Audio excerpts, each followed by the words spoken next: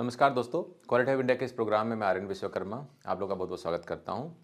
दोस्तों, इस प्रोग्राम में हम जानेंगे कि जो एनपीडी का इंजीनियर होता है, यानी कि न्यू प्रोडक्ट डेवलपमेंट की जो टीम होती है, उसमें जो इंजीनियर काम करते हैं उनका रोल क्या होता है, रिस्पॉन्सिबिलिटीज़ क्या होती है, अकाउंटेबिलिटी क्या होती है और अथॉरिटीज़ क्या होती है। इसको हम लोग एक्सप्लोर करेंगे इस प्रोग्राम में। सबसे पहले बात करते हैं रोल्स की। तो दोस्तों, रोल क्या होता है? अगर हम न्यू प्रोडक्ट डेवलपमेंट की अगर बात करते हैं, जैसे कि फुल फॉर्म बताता है न्यू प्रोडक्ट डेवलपमेंट, तो प्रोडक्ट का डेवलपमेंट करना है ना, यहाँ पर की एक्टिविटी हो जाएगी। तो क्या रोल हो जाएगा यहाँ पे? अगर हम एनपीडी के इंजीनियर की अगर बात करते हैं, अब डिपेंड करता है कि वो किस लेवल में काम कर रहा है, ठीक है ना। तो प्राइमरीली उसका रोल जो रहता है वो होता है designing, developing, introducing new products that meets customer requirements, market demand and business objective. अब इनमें से कुछ भी हो सकता है या कॉम्बिनेशन में भी हो सकता है। अल्टीमेटली क्या करना पड़ता है? प्रोडक्ट का डिजाइन करना और प्रोसेस को डिजाइन करना, है ना। एनपीडी का मेन काम होता है। तो प्रोडक्ट का डिजाइन मतलब हो गया जो फीचर वगैरह डिसाइड करते हैं, यानी कि ड्राइंग बनता है जो, है ना। तो ड्राइंग में क्या होता है? फीचर्स वगैरह डिसाइड होते हैं, लेंथ, वेट, हाइट वगैरह वगैरह, जो डायमेंशन वगैरह होते हैं, टॉलरेंसेस वगैरह होती है, क्या मटेरियल इस्तेमाल होगा, ठीक है ना। ये सारे रिक्वायरमेंट, फंक्शनल एस्पेक्ट्स क्या होगा। तो प्रोडक्ट का डिजाइन हो गया। और कुछ जगहों में प्रोडक्ट के डिजाइन के साथ साथ आप प्रोसेस का डिजाइन भी करते हैं और डेवलपमेंट भी करते हैं। तो एनपीडी में सारा कुछ हो सकता है, यानी कि 6M management, man, machine, material, method, measurement, mother nature, क्या क्या रहेगा, कौन से मशीनों पर इसको बनाया जाएगा, कौन से इंस्ट्रूमेंट से चेक किया जाएगा, क्या प्रोसेस के स्टेप्स रहेंगे, प्रोसेस फ्लो डायग्राम वगैरह, है ना। तो इन सारी चीज़ों का भी किया जाता काम, यानी कि प्रोडक्ट का डिजाइन और प्रोसेस का डिजाइन करने के बाद में फिर उसका डेवलपमेंट करना, जिसमें कि कस्टमर की जो रिक्वायरमेंट्स हैं, मार्केट का जो डिमांड है ना, और जो कंपनी का जो बिजनेस ऑब्जेक्टिव रहेगा, इसको ध्यान में रखते हुए काम को किया जाए। ये प्राइमरीली रोल हो सकता है एनपीडी के इंजीनियर का। और एक इंपॉर्टेंट चीज रहता है, अभी एनपीडी का इंजीनियर इसको मोस्टली लीड करते हैं, लेकिन जरूरी नहीं कि अकेला काम एनपीडी का टीम ही करता हो। तो इसमें क्रॉस फंक्शनल टीम कोलाबोरेशन होता है। अगर कोई भी आप क्वालिटी मैनेजमेंट सिस्टम के स्टैंडर्ड्स को अगर पढ़ते हैं, फॉर एग्जांपल 9001 ले लीजिए, या IATF ले लीजिए, या AS 9100 ले लीजिए, तो कोई भी आप क्वालिटी मैनेजमेंट सिस्टम को पढ़ते हैं तो उसमें नॉर्मली मल्टी डिसिप्लिनरी अप्रोच की बात करता है, या क्रॉस फंक्शन टीम की अप्रोच की बात करता है प्रोडक्ट को डेवलपमेंट करने के लिए। तो क्रॉस फंक्शनल यानी कि कोलैबोरेटिव इन्वायरमेंट में काम करना, प्रोडक्ट को डेवलपमेंट करना भी की रोल हो जाता है हमारे एनपीडी के इंजीनियर का। अब बात करते हैं कुछ की रेस्पॉन्सिबिलिटीज की, जिम्मेदारियां, ठीक है ना।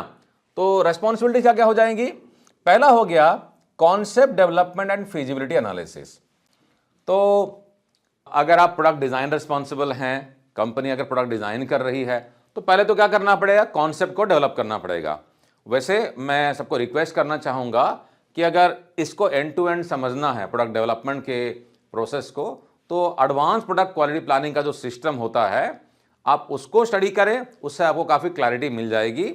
वैसे हमारे यूट्यूब में इसके बारे में छोटा सा वीडियो है एपीक्यूपी के बारे में, जिसमें कि जो एपीक्यूपी 5 फेजेस हैं उसको बताया गया है ना। बाकी डिटेल में अगर आपको एक्सप्लोर करना है तो हमारे ऑनलाइन कोर्स को आप एक्सप्लोर कर सकते हैं, हमारे ऐप को डाउनलोड कर सकते हैं। वहाँ पर आपको 6 कोर टूल का कोर्स या एपीक्यूपी का कोर्स आपको मिल जाएगा। तो डिटेल में सारी चीज़ आपको पता चल जाएगी। तो स्टार्टिंग जो होता है, पहले होता है कॉन्सेप्ट का डेवलपमेंट करना और फिजिबिलिटी, क्योंकि जब तक फिजिबल ही नहीं रहेगा तो काम को आगे बढ़ाने का फायदा ही नहीं है ना। फिजिबिलिटी में मतलब बहुत सारे तरह से फिजिबिलिटी को देखी जाती है। कॉस्ट के हिसाब से फिजिबल है कि नहीं है, क्या उसमें मटेरियल अवेलेबल है कि नहीं है, क्या उसमें टेक्नोलॉजी अवेलेबल है कि नहीं है, रिस्क कितना है, उसकी कैपेसिटी की हो गई फिजिबिलिटी। तो बहुत सारे तरह से चीज़ों को हम लोग रिव्यू करते हैं फिजिबिलिटी एनालिसिस में। और जैसा कि मैंने बताया, एपीक्यूपी में एक्सक्लूसिवली गाइडलाइन है कैसे फिजिबिलिटी स्टडी करना है, उसमें एक्सक्लूसिव फॉर्मेट्स का इस्तेमाल किया जाता है फिजिबिलिटी असेसमेंट करने के लिए। तो ये भी करना शुरुआती दौर में एक इंपॉर्टेंट रेस्पॉन्सिबिलिटी होता है हमारे एनपीडी के इंजीनियर्स का। Generate and evaluate product ideas based on market trends, customer needs and business goals. तो अगर हम लोग प्रोडक्ट के डिजाइन की बात करते हैं, अगर डिजाइन रिस्पॉन्सिबल हैं तो मार्केट के जो रिक्वायरमेंट है, मार्केट का जो ट्रेंड है, कंपटीटर क्या कर रहा है, कस्टमर की नीड क्या है, बिजनेस के टारगेट्स क्या हैं, इनको ध्यान में रखते हुए जो इंजीनियर रहता है वो प्रोडक्ट का डिजाइन, कॉन्सेप्ट वगैरह बनाता है। कॉन्सेप्ट पहले बनाता है, फिर कॉन्सेप्ट का अप्रूवल लेता है, फिर प्रोग्राम का अप्रूवल होता है, फिर उसके बाद में हमारे बाकी एक्टिविटी चलते हैं प्रोडक्ट डेवलपमेंट के। Conduct feasibility studies including cost, performance and manufacturing assessment. तो पार्सली मैंने आपको ऑलरेडी बताया था, जब फिजिबिलिटी स्टडी करते हैं तो हम सब कुछ को देखते हैं कि क्या कॉस्ट के हिसाब से फिजिबल है, कहीं ऐसा तो नहीं कि कॉस्ट ज़्यादा लगेगा, परफॉर्मेंस, मैन्युफैक्चरिंग असेसमेंट भी क्या आता है, मैन्युफैक्चरिंग में क्या मैन्युफैक्चरिंग करने के लिए मशीनें हैं, क्या उसके लिए इंस्ट्रूमेंट गेजेस हैं, टेस्टिंग फैसिलिटीज़ हैं, ठीक है ना, वगैरह वगैरह, मैन पावर है, मैन पावर कॉम्पिटेंसी है।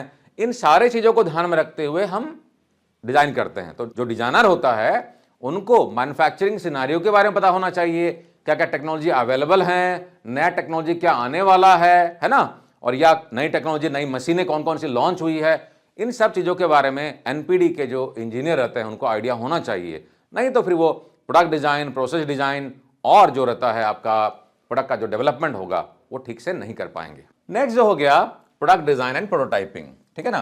तो प्रोडक्ट डिज़ाइन में क्या करना होता है, हम अलग अलग तरह के सॉफ्टवेयर का इस्तेमाल करते हैं, जैसे कि कैड सॉफ्टवेयर हो गया, काफ़ी सारे तरह के सिमुलेशन टूल्स का इस्तेमाल करते हैं सिमुलेट करने के लिए कि क्या यह डिज़ाइन सही तरीके से काम करेगा कि नहीं करेगा।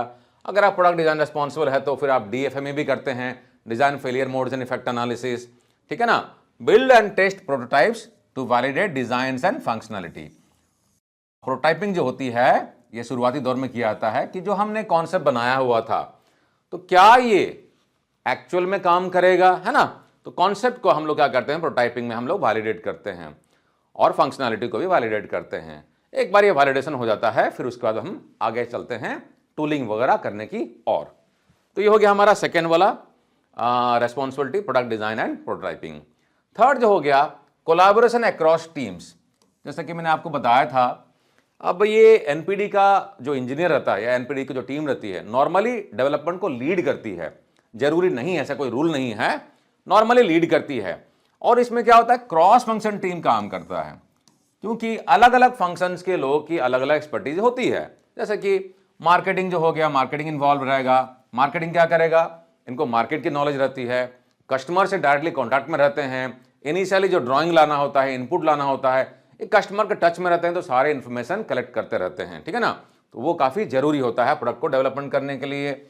बाकी फिर प्रोडक्शन हो गया, क्वालिटी हो गया, प्रोक्यूरमेंट या परचेज टीम हो गया, मेंटेनेंस हो गया, टूल रूम डिपार्टमेंट हो गया, उनको भी इन्वॉल्व किया जाता है, डिपेंड करता है प्रोजेक्ट के ऊपर में।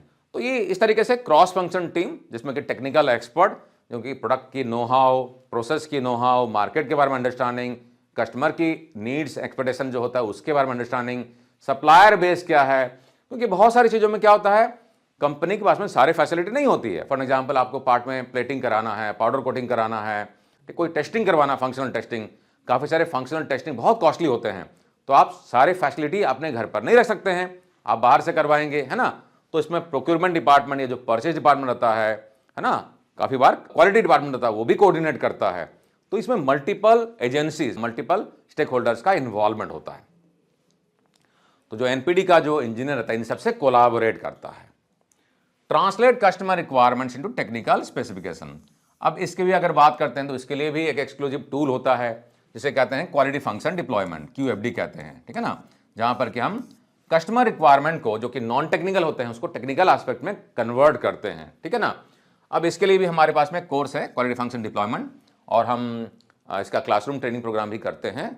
तो अगर आपके कंपनी में QFD का ट्रेनिंग प्रोग्राम करवाना हो या अगर आप हमारे ऑनलाइन सेल्फ पेस कोर्स को अगर एक्सप्लोर करना चाहते हैं, काफ़ी नॉमिनल प्राइस में आप इस सब्जेक्ट को एक्सप्लोर कर सकते हैं। तो ये भी काफ़ी इंपॉर्टेंट होता है। अगर आप डिज़ाइन रिस्पॉन्सिबल हैं तो मार्केट का सर्वे करेंगे, प्रोडक्ट के बारे में जानकारी इकट्ठा करेंगे, जो कि काफ़ी बार नॉन टेक्निकल इनपुट्स होती हैं। तो नॉन टेक्निकल इनपुट्स को टेक्निकल में कन्वर्ट करने के लिए हम इस टूल का सहारा लेते हैं और ये मोस्टली इंजीनियरिंग टीम ही करती है। फिर नेक्स्ट जो हो जाएगा रिस्पॉन्सिबिलिटी है टेस्टिंग एंड वैलिडेशन, है ना। अब प्रोडक्ट का डिज़ाइन किया, आपने कॉन्सेप्ट बनाया हुआ है, फिर उसके बाद में आप टेस्टिंग वगैरह तो करेंगे। अगर हम APQP के हिसाब से अगर बात करते हैं तो उसमें हम वेरिफिकेशन 2 स्टेज में होती है, डिज़ाइन का, फिर उसके बाद में प्रोडक्ट डिज़ाइन का, फिर प्रोसेस का होता है, फिर उसके बाद में फिर वैलिडेशन भी करते हैं, ठीक है ना। वैलिडेशन हम लोग PPAP सबमिट करते हैं कस्टमर्स को। तो conduct product testing to ensure performance, durability and safety.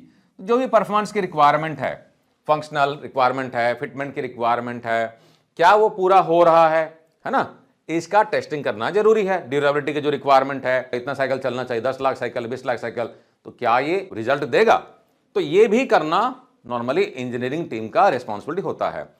Lead करते हैं फैसिलिटी भी मोस्टली उन्हीं के पास में ही, उनके कंट्रोल में ही होती है, ठीक है ना। आइडेंटिफाई एंड रिजॉल्व डिजाइन और process issues during the development phase. तो डेवलपमेंट करने के दौरान में इश्यूज तो आएंगी, डिजाइन से रिलेवेंट आ सकती है, प्रोसेस से रिलेवेंट आ सकती है, उसमें भी आपको करेक्टिव एक्शन, प्रिवेंटिव एक्शन, जैसे कि हम कहते हैं शॉर्ट में कापा, है ना। तो करेक्टिव एक्शन, प्रिवेंटिव एक्शन, इसको भी इनिशिएट करना काफी इंपॉर्टेंट होता है। किसके लिए? हमारे एनपीडी इंजीनियर के लिए। अब कापा को अगर एक्सप्लोर करना है तो इसका भी आपको छोटा सा वीडियो हमारे यूट्यूब में वीडियो गैलरी में मिल जाएगा, आप उसको भी स्टडी कर सकते हैं। कापा क्या होता है, करेक्टिव एक्शन, प्रिवेंटिव एक्शन।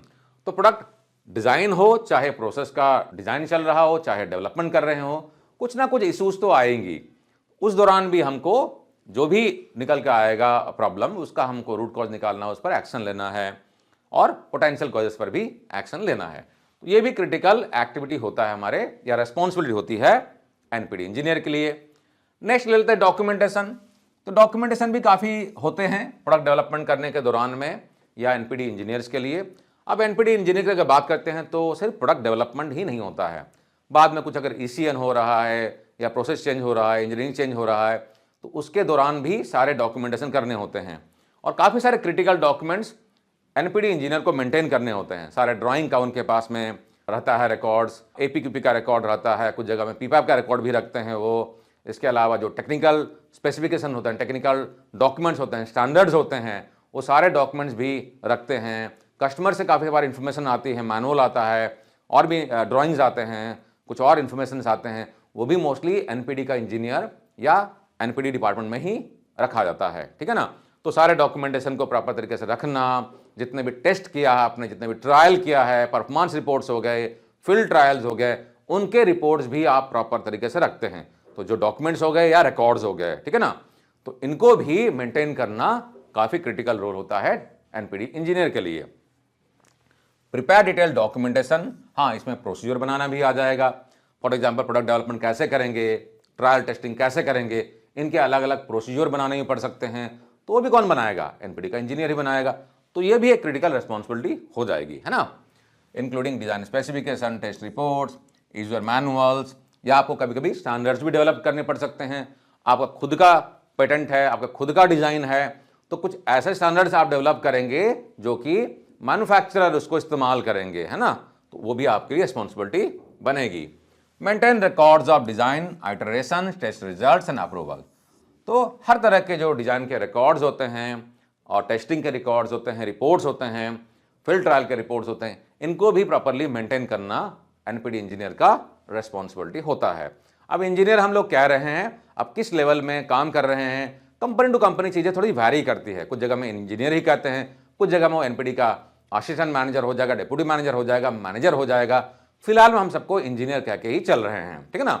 और कंपनी अगर छोटी है तो ज़्यादा आपको रिस्पॉन्सिबिलिटी मिलेगा, कंपनी अगर बहुत बड़ी है तो हो सकता है कि प्रोडक्ट के डेवलपमेंट में आपको एक लिमिटेड रोल मिलेगा। तो ये वैरी करता है कंपनी टू कंपनी। नेक्स्ट हो जाएगा process hand off to production. अब अगर हम डेवलपमेंट की बात करते हैं तो प्रोडक्ट का डिजाइन करना, प्रोसेस का डिजाइन करना, फिर प्रोडक्ट का डेवलपमेंट करना, और उसके बाद फिर फॉर्मल अप्रूवल करवाना। एक बार अप्रूवल अगर हो जाता है, यानी कि आपका नॉर्मली अगर मैं एपीक्यूपी और पीपैप के हिसाब से अगर जाता हूं, तो एपीक्यूपी के 4th फेज में हम लोग क्या करते हैं, वैलिडेशन करते हैं, तो पीपैप सबमिट करते हैं, और उसके बाद में अप्रूवल आ जाता है। फिर उसके बाद में सीरीज प्रोडक्शन शुरू हो जाता है। तो सीरीज प्रोडक्शन जब शुरू करते हैं तो प्रोडक्शन को फॉर्मली हैंडओवर करना होता है, ठीक है ना। तो ये भी एनपीडी का इंजीनियर ही करेगा कि भैया ये लीजिए सारा डॉक्यूमेंट्स, उसमें आपका वर्क इंस्ट्रक्शंस है, एफएमई है, कंट्रोल प्लान है, टेस्ट रिपोर्ट्स है, सब कुछ है डॉक्यूमेंट्स, है ना। अब आगे से आप इसको संभालिए, है ना। जिग फिक्स के रिक्वायरमेंट क्या कंट्रोल रहेगा, सारी चीज दी गई रहती है। और कुछ दिनों के लिए आप उनको सपोर्ट भी करेंगे, गाइड करेंगे, मेंटरिंग करेंगे, ट्रेनिंग भी दे सकते हैं। जरूरी नहीं कि आपने पेपर पकड़ा दिया और साइड हो गए। तो कुछ दिनों तक हैंडओवर चल सकता है, डिपेंड करता है केस टू केस, ठीक है ना। Collaborate with production and process engineers to ensure smooth transition. बहुत इंपॉर्टेंट है स्मूथ ट्रांजिशन।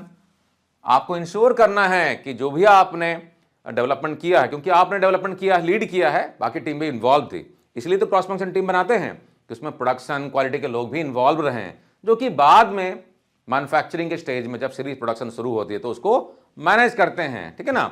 तो पहले से इन्वॉल्व था तो उनको आइडिया तो रहता ही है, लेकिन फिर भी कुछ दिनों के लिए क्या होता है, थोड़ा सा ओवरलैपिंग या सपोर्ट चलता रहता है, जब तक कि ठीक से सस्टेन न करे सिस्टम।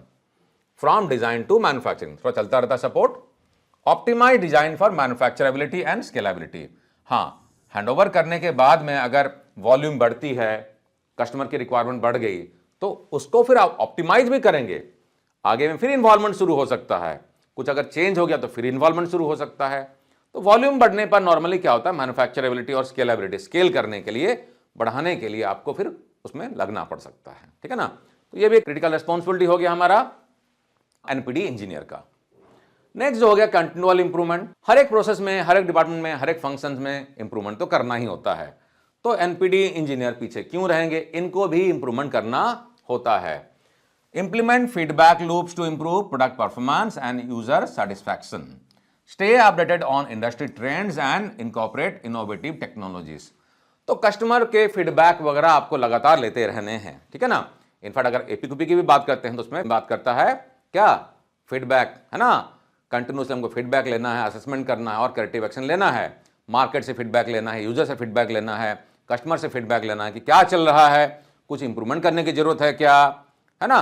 तो इंप्रूवमेंट भी करते रहना है। तो ये ऑनगोइंग एक्टिविटी रहता है, नेवर एंडिंग रहता है, लगातार चलता रहता है। साथ ही साथ कुछ अगर नया इंडस्ट्री का ट्रेंड आया, नई टेक्नोलॉजी आ गई, नई तरह के मशीनें आ गई, नया तरह का मैन्युफैक्चरिंग प्रोसेस आ गया, है ना, नया तरह का मटेरियल आ गया, उसके बारे में भी एनपीडी इंजीनियर अपने आप को अपडेट रहता है। तो क्या करना पड़ता है, आप मैगजीन का सब्सक्रिप्शन लेते हैं, काफ़ी सारे साइट्स हैं, आप वहाँ विजिट करते हैं, काफ़ी बार कुछ कुछ एक्सपो वगैरह होता रहता है, तो आप उसमें पार्टिसिपेट करते हैं और जाके जानते हैं क्या चल रहा है इंडस्ट्री में। अपने आप को अपडेट रखना लेटेस्ट टेक्नोलॉजी के साथ में भी काफ़ी इंपॉर्टेंट रोल रहता है। इनफैक्ट हम बात कर रहे हैं एनपीडी इंजीनियर के लिए, ये सभी के लिए अप्लाई करता है, चाहे वो परचेज इंजीनियर हो, चाहे क्वालिटी इंजीनियर हो, चाहे प्रोडक्शन इंजीनियर हो। अपने आप को करंट ट्रेंड, टेक्नोलॉजी और जो बेस्ट प्रैक्टिसेस हैं उसके बारे में अपडेट रखना जरूरी है। अगर आप अपडेट नहीं रहेंगे तो आप पीछे चले जाएंगे, ठीक है ना। तो ये भी रेस्पॉन्सिबिलिटी होती है किसकी, एनपीडी इंजीनियर्स की। नेक्स्ट हो गया कंप्लायंस। तो आप जिस कंपनी में भी काम कर रहे हैं, कोई ना कोई सिस्टम तो होगा ही, प्लस प्रोडक्ट के लिए, प्रोसेस के लिए, कस्टमर्स के रिक्वायरमेंट के हिसाब से, जहां पर कस्टमर बेस है, जर्मनी में है, यूएस में है, चाइना में है, आप जहां पर से एक्सपोर्ट कर रहे हैं या इंडिया में, जो भी रिक्वायरमेंट रहेगी उसको ही फुलफिल करना है। तो जो भी स्टैंडर्ड्स की या रेगुलेटरी रिक्वायरमेंट्स है, चाहे वो आईएसओ हो, आईएटीएफ हो, सीई हो, आरओएचएस हो, उसके बारे में अपने आप को अपडेट रखना और कंप्लायंस करना, ये भी क्रिटिकल रिस्पॉन्सिबिलिटी हो जाएगी एनपीडी इंजीनियर के लिए। क्योंकि अगर आप अपने कंपनी के सिस्टम को नहीं जानते हैं, कस्टमर के रिक्वायरमेंट को नहीं जानते हैं, इंडस्ट्री के रिक्वायरमेंट को नहीं जानते हैं, तो फिर दिक्कत करेगी। तो सारे लीगल फॉर्मेलिटीज को भी पूरा करना होता है।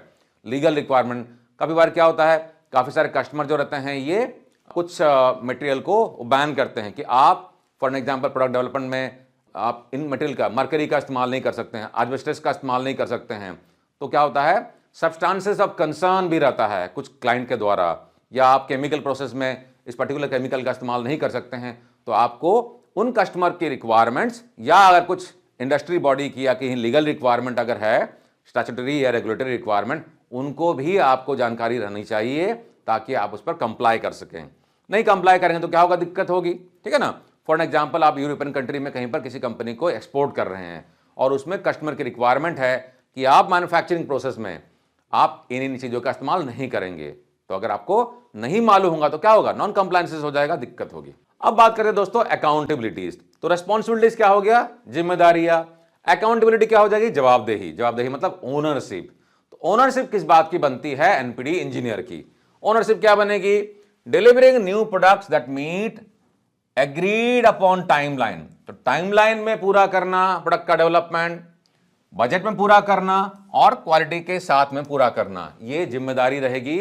मतलब एक तरीके से जवाबदेही बनती है, इसकी जवाबदेही बनती है, ओनरशिप बनती है किसकी, एनपीडी इंजीनियर की। अकाउंटेबिलिटी है मतलब गर्दन पकड़ी जाएगी उसकी, भैया कॉस्ट ज्यादा क्यों हो गया, है ना। लीड तो एनपीडी वाले ही करते हैं मोस्टली, एनपीडी कह लीजिए, इंजीनियरिंग कह लीजिए, कुछ भी कह लीजिए, ठीक है ना।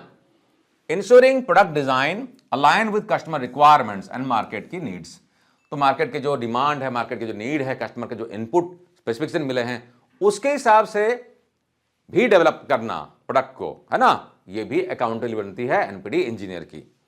बाकी लोग टीम मेंबर रहते हैं, लेकिन अकाउंटेबिलिटी बनती है इनकी, एनपीडी इंजीनियर की बनेगी। Adhering to regulatory and safety standard, तो प्रोडक्ट के पूरे लाइफ साइकिल में जो भी सेफ्टी के रिक्वायरमेंट है, जो भी लीगल रिक्वायरमेंट, उसको भी कंप्लाई करते हुए चलना, ये बहुत इंपॉर्टेंट है। ये जवाबदेही बनती है एनपीडी इंजीनियर्स की। Facilitating seamless communication and collaboration, सारे क्रॉस फंक्शन टीम जो सीएफटी टीम मेंबर हैं उनके साथ में प्रॉपर कम्युनिकेशन हो, कोई कम्युनिकेशन गैप ना हो, ये भी अकाउंटेबिलिटी है ना। चाहे वो मेल के द्वारा हो या आपका ओबेया सिस्टम हो, मीटिंग रूम हो जहां पर डिस्कशन वगैरह करते हो, किसी भी तरह से आप करते हो, क्या होगा, ये एनपीडी इंजीनियर की जिम्मेदारी रहती है कि वो कम्युनिकेशन वगैरह भी इंश्योर करे। Mitigating risk during product development and ensuring robust testing is conducted, ये भी अकाउंटेबिलिटी है किसकी, एनपीडी इंजीनियर की, कि प्रॉपर टेस्टिंग हो, प्रॉपर वैलिडेशन हो, सबके रिकॉर्ड्स वगैरह भी रखे जाएं, ठीक है ना, और कोई रिस्क ना हो डेवलपमेंट के दौरान में, ठीक है ना। तो ये क्रिटिकल अकाउंटेबिलिटीज, जवाबदेही बनती है एनपीडी इंजीनियर की। अब बात करते हैं दोस्तों कि क्या क्या ऑथोरिटीज हैं। ऑथोरिटीज मतलब क्या होता है, पावर, है ना, power given to take some decision. तो कौन कौन से पावर ऑथोरिटीज मिले हैं एनपीडी इंजीनियर को डिसीजन मेकिंग करने के लिए। तो पहला तो हो गया अल्टीमेटली प्रोडक्ट डिजाइन के डेवलपमेंट में डिसीजन मेकिंग कौन करेगा, एनपीडी इंजीनियर ही करेगा। किस तरह के, technical decision regarding product design and material selection, तो कौन सा मटेरियल यूज किया जाएगा बहुत क्रिटिकल होता है, क्या डिजाइन हम फाइनल करेंगे बहुत क्रिटिकल होता है, इसकी ऑथोरिटी किसको है, एनपीडी इंजीनियर को होती है। Approve design changes during the development process, अगर कोई डिजाइन का चेंज भी होता है तो ये भी ऑथोरिटी होती है एनपीडी के पास में। कुछ जगह में डायरेक्टली कर लेते हैं, कुछ जगह में कस्टमर से बात किया जाता है, हर मैनेजमेंट को लूप में रखते हुए, लेकिन प्राइमरली लीड करते हैं एनपीडी इंजीनियर ही, तो उनको ये ऑथोरिटी होती है, पावर होता है, ठीक है ना।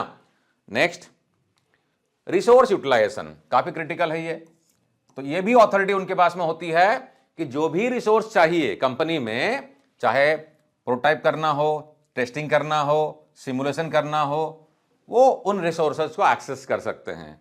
अब कुछ कुछ जगह में क्या होता है, उनको प्रोडक्शन के साथ में भी टाइप करना पड़ता है या पीपीसी से बात करके ऑर्गेनाइज करना पड़ता है, लेकिन ऑथोरिटी उनके पास में होती है कि आप इस्तेमाल कर सकते हैं, बशर्ते रेगुलर प्रोडक्शन को डिस्टर्ब ना किया जाए, ऐसे रिसोर्सेज जो कि रेगुलर प्रोडक्शन में भी इस्तेमाल हो रहे हैं तो, ठीक है ना।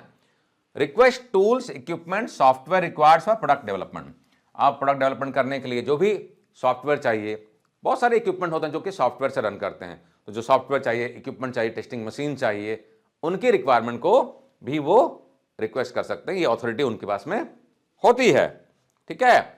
नेक्स्ट हो गया प्रोजेक्ट मैनेजमेंट, तो प्रोडक्ट को डेवलपमेंट करना अपने आप में लंबा प्रोजेक्ट होता है, तो जो टास्क इसमें होते हैं, बहुत सारे टास्क होते हैं, मल्टीपल एक्टिविटीज होते हैं, और नॉर्मली क्या करते हैं कंपनियां, बहुत सारे सॉफ्टवेयर का भी आजकल इस्तेमाल होता है, या आप सिंपल गैंट चार्ट या टाइमलाइन चार्ट बना सकते हैं प्रोडक्ट डेवलपमेंट करने के लिए। तो प्रोडक्ट के टाइमलाइन चार्ट में जो एक्टिविटीज हैं उसमें टास्क को प्रायोरिटाइज करने की भी ऑथोरिटी होती है एनपीडी इंजीनियर की, कि पहले कौन सा करेंगे, बाद में कौन सा करेंगे, और उसके हिसाब से वो सीक्वेंस बना सकते हैं। कुछ एक्टिविटीज को पैरेलली भी कर सकते हैं, कुछ एक्टिविटी को सीरीज में भी कर सकते हैं, तो ये डिसाइड करता है एनपीडी टीम या NPD engineer. Escalate unresolved issues और risk to senior management when necessary, तो एस्केलेशन कर भी सकते हैं वो। क्या एस्केलेशन कर सकते हैं, कुछ लोग अगर सपोर्ट नहीं कर रहे हैं, सप्लायर अगर सपोर्ट नहीं कर रहा है, मटेरियल आने में दिक्कत हो रही है, प्रोडक्शन का फैसिलिटी अगर मिल नहीं रहा है टेस्टिंग ट्रायल करने के लिए, तो ये एस्केलेट कर सकते हैं मैनेजमेंट को कि भैया देखो प्रॉब्लम हो रही है, हमको सपोर्ट नहीं मिल रहा है, तो ये अथॉरिटी होती है एनपीडी इंजीनियर के पास में, ठीक है। और कोलैबोरेशन, ऑफ कोर्स बिना कोलैबोरेशन के तो काम चलेगा ही नहीं। डायरेक्टली कोऑर्डिनेट विथ वेंडर्स और सप्लायर्स फॉर मटेरियल्स और कंपोनेंट सोर्सिंग, बहुत सारे प्रोडक्ट के लिए, बहुत सारे प्रोसेसेस के लिए, फॉर एग्जांपल आपको पाउडर कोटिंग कराना है या फिक्सचर बनवा के लेना है, जिग बनवा के लेना है, तो सप्लायर से कोऑर्डिनेट करना पड़ सकता है। परचेज वाला भी इंटरवीन करता है, प्रोक्योरमेंट टीम तो रहती है साथ में, लेकिन बहुत बार एनपीडी का इंजीनियर भी डायरेक्टली बात करता है, क्योंकि टेक्निकली वो साउंड होते हैं। परचेज वाले के पास में कुछ जगहों में टेक्निकल इनपुट नहीं होता है, नया प्रोडक्ट डेवलपमेंट हो रहा है, कुछ नई चीजें होगी, तो जो एनपीडी का इंजीनियर रहता है वो डायरेक्टली कोऑर्डिनेट करता है सप्लायर के साथ में या वेंडर के साथ में, ठीक है ना। तो ये अथॉरिटी उनके पास में होती है। एंगेज विथ एक्सटर्नल टेस्टिंग और सर्टिफिकेशन एजेंसी, प्रोडक्ट का सर्टिफिकेशन करने के लिए, और बहुत बार कुछ कुछ टेस्टिंग फैसिलिटी होती है, काफ़ी कॉस्टली होती है, तो आपके घर में नहीं है, आपको बाहर से करवाना है, तो एनपीडी का इंजीनियर भी डायरेक्टली कोऑर्डिनेट करता है, परचेज के थ्रू से या डायरेक्टली भी करते हैं। काफ़ी बार क्या होता है, कुछ टेक्निकल चीज़ें रहती हैं तो डायरेक्टली कोऑर्डिनेट करना ज़्यादा बेटर होता है, और उनके पास भी टाई अप भी होता है एनपीडी टीम के साथ में, है ना। तो ये कुछ इंपॉर्टेंट ऑथोरिटीज होती हैं एनपीडी इंजीनियर के, कौन कौन से, डिसीजन मेकिंग का, रिसोर्स यूटिलाइजेशन करने का, प्रोजेक्ट मैनेजमेंट करने का और कोलैबोरेशन। ठीक है, तो हमने रोल्स की बात कर ली, रेस्पॉन्सिबिलिटी की बात कर ली, ऑथोरिटी की बात कर ली। तो ब्रॉड लेवल में अगर बात करें दोस्तों, तो जो हमने रोल, रेस्पॉन्सिबिलिटीज और अथॉरिटी की बात कर ली हमने, या अकाउंटेबिलिटी की बात कर ली हमने, ये थोड़ा बहुत कंपनी टू कंपनी वैरी करता है, डिपेंड करता है कंपनी कितना बड़ा है, कितने कॉम्प्लेक्स स्ट्रक्चर्स हैं, है ना, उसमें आपका डेजिग्नेशन क्या है, आप company to company designation tag vary कर सकता है। लेकिन अगर ब्रॉडर टर्म में अगर देखें तो ये सारी चीजें जो हमने बात की इसी तरीके से मैनेज की जाती है। बाकी कुछ कुछ एक्सेप्शनल केसेस में थोड़े बहुत प्लस माइनस इधर उधर होते रहते हैं। ठीक है ना, आपका क्या व्यू है एनपीडी इंजीनियर के बारे में, है ना, वो हमें जरा कमेंट सेक्शन में लिख के बताइए। और हाँ दोस्तों, अपने कैरियर को आगे बढ़ाने के लिए हमारे ऑनलाइन ट्रेनिंग कम सर्टिफिकेशन प्रोग्राम का बेनिफिट जरूर उठाएं। क्वालिटी हब इंडिया के ऐप को डाउनलोड करें, एंड्रॉयड और iOS के ऐप को। 100+ ऑनलाइन कोर्सेज हिंदी और इंग्लिश में अवेलेबल है। इंटरनेशनल एक्रेडिटेशन हमारे पास में है। आप घर बैठे बहुत सारे कोर्सेज को सीख के सर्टिफाइड होके अपने कैरियर को नई ऊंचाई में लेके जा सकते हैं। हर वीक में लाइव डाउट क्लियरिंग सेशन आपके लिए होता है और हर तरीके से आपको हमारी टीम सपोर्ट करती है। प्लस क्वालिटी हब इंडिया जो है अब एक ISO सर्टिफिकेशन बॉडी है, accredited by NABCB, national accreditation board for certification body, IAF। तो किसी भी तरह के ISO के सर्टिफिकेशन के लिए भी आप हमें कॉन्टैक्ट कर सकते हैं। हमारे साथ बने रहने के दोस्तों बहुत बहुत धन्यवाद। टेक केयर दोस्तों, जय हिंद।